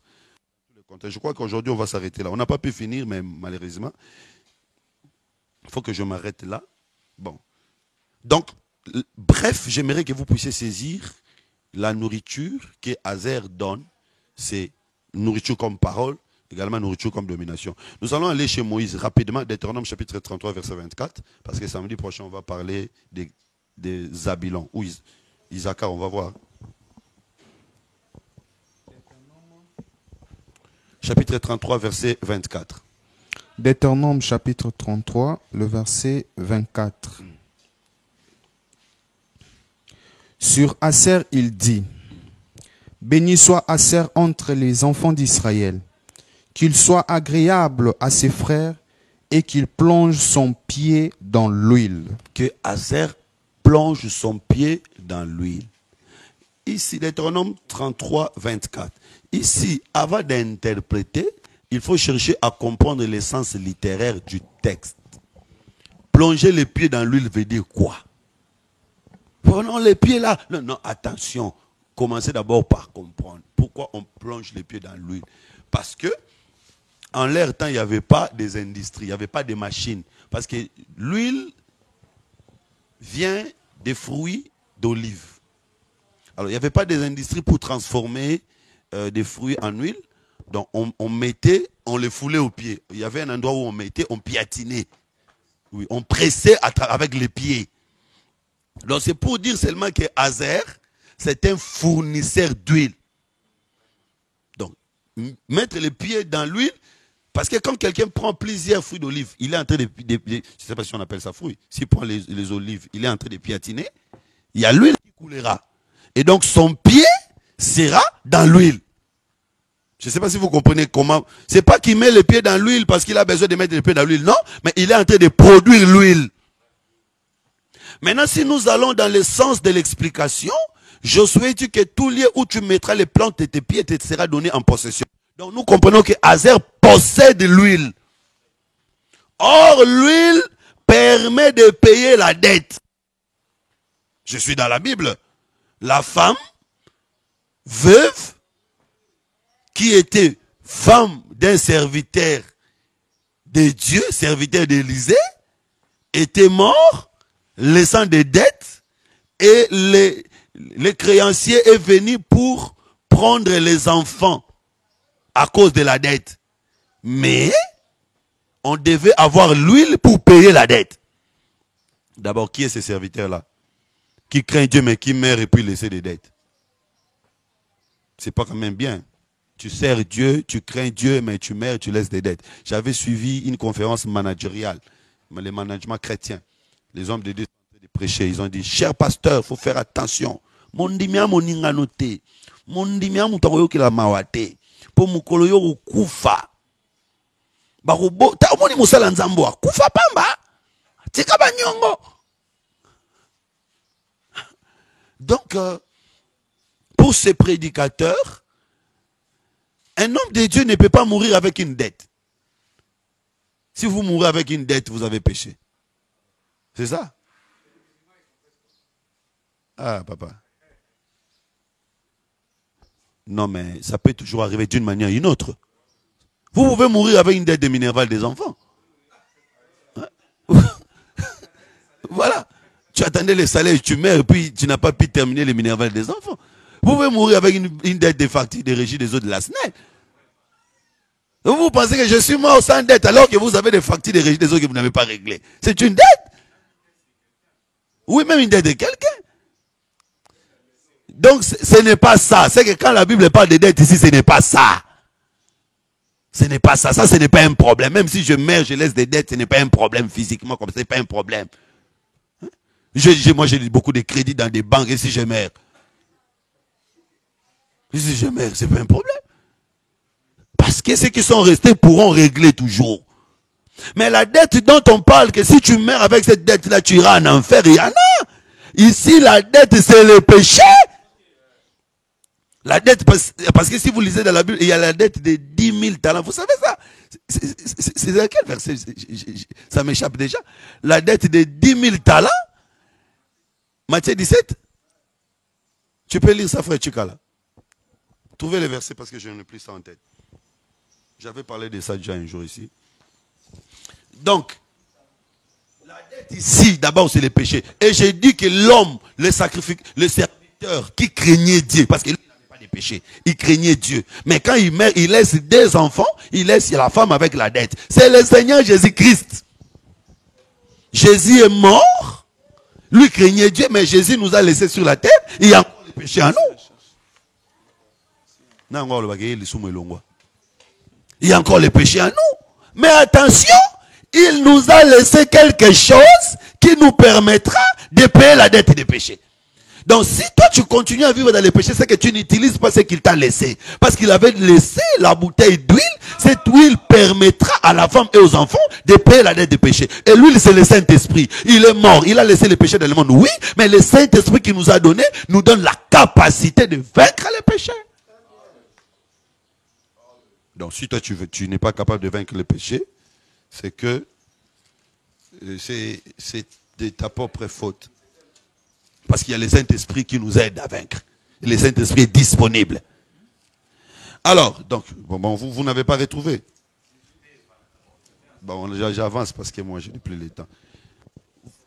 Vous comprenez que, ici, la dette que l'homme ne peut pas payer, c'est la dette adamique. Que Dieu devait pardonner. Pardonner. Alors maintenant, nous aussi, nous avons la possibilité de nous pardonner entre nous, parce que le Seigneur nous a pardonné. Donc, Azer qui met les pieds dans l'huile, c'est Azer qui possède l'huile. Azer ici, c'est le Seigneur Jésus-Christ. L'huile, c'est le Saint-Esprit. Puisqu'il en possède, il est capable de nous les donner. Afin que nous ayons la possibilité de payer des dettes. Payer les dettes ici, c'est vaincre le péché. Mais je peux aller aussi dans la dimension évangélique pour dire que la dette, c'est également des puissances diaboliques, des malédictions. Tu peux avoir un problème avec la famille, un problème, une réclamation sur toi. Mais crois que le Saint-Esprit te donne la puissance pour vaincre toutes les réclamations. Je pense que pour aujourd'hui, nous allons nous arrêter là. Que le Seigneur Jésus-Christ vous bénisse. J'avais déjà répondu aux questions. Je pense qu'il n'y aura plus de questions ici. Nous allons prier. Apparemment, j'ai vu frère Bruno est malade. Donc, nous allons prier pour lui. Nous allons demander à Dieu de lui accorder la guérison. Que le Seigneur guérisse également tous nos bien-aimés qui sont éparpillés dans le monde, qui nous suivent, qui sont peut-être malades en ce moment. Que la guérison de Dieu se manifeste. Nous allons recommander notre programme du samedi prochain entre les mains du Seigneur. Que le Seigneur continue à nous assister. Prions au nom de Jésus-Christ. Père de gloire, merci parce que tu étais avec nous depuis le début de ce programme. Tu as permis que nous puissions finir. Nous recommandons notre chemin de retour entre tes mains. Bénis tous nos bien-aimés qui nous ont suivis de loin. Souviens-toi de notre frère Bruno qui est malade. Que ta main puissante soit sur lui, qu'il soit guéri. Peu importe le nom de la maladie, toi tu es capable de guérir. Seigneur notre Dieu, accorde les miracles de la guérison de la vie de ton fils afin que ton nom soit glorifié. Tu es l'esprit au milieu de nous qui nous permet de régler toutes les dettes. Père, aide-nous, assiste-nous dans